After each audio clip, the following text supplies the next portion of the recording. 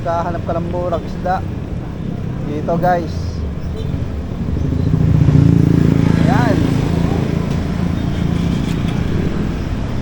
May prutasan din. Kaso maitim na yung lansones. Check natin. So yun, meron sila ditong ano ba yun? Tulingan.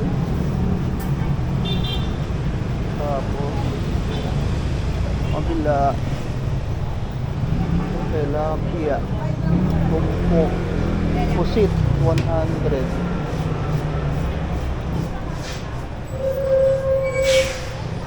Tingnan natin sa kabila. Kaya mura yung ano rito, isda guys. Hindi katulad sa ibang palengke.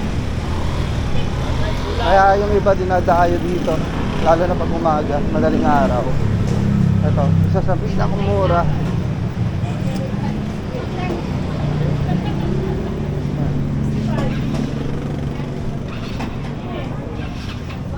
Dito lang yan sa Block 7.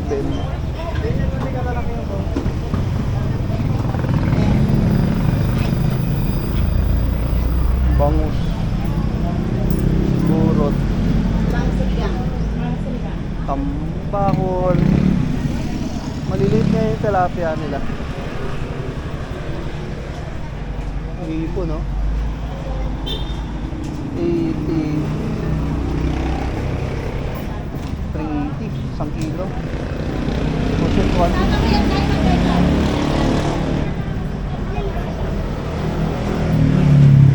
Dito sa unahan, gulay.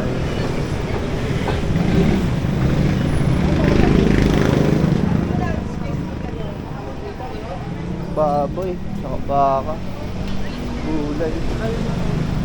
Ito, pusit.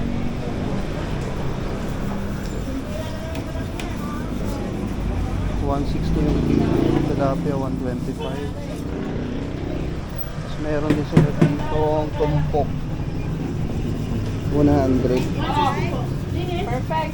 Bagong ba yun? Pero may hipon, no? Lalaki, oh. Eh, magkano sa ano, hipon? Oh, 100 lang. 100. Tilapia marami, nasa bilog. Burot. Yan. Kasi ito, ano ko? Magkano dyan, te? 200 po ang kilo. 200 ang kilo? Ito na lang, te. Ayan. Sige pa, balik po ako. 200 Isa kilo. na lang. Wala po anong manok yun, eh. 200 daw yung kilo. Parang ka, ha? Agaling kita sa heaven.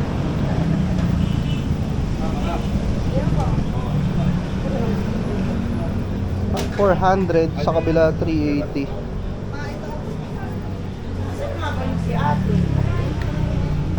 Hindi pa ngayon ba yun? 400. Akala niya sa atin pa dito. Yung pusit nila 100 tumpok. Medyo maliit tumpok 100.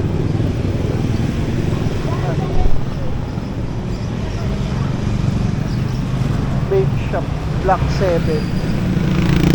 Nandito lang yan guys sa may Block 7 dito sa Flagway sa Cavite. Kung gusto nyo rin mapadaan dito, check nyo.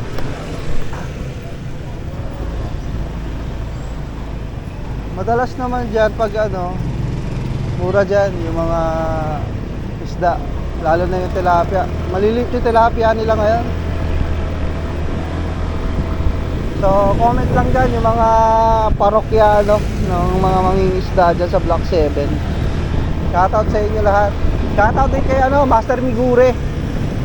Shoutout sa CS Gang, kila Master Wolo, kay Master Dennis Trillo Walawitz, isa sa sponsor ng ating rice giveaway. Yeah. Shower out sa lahat.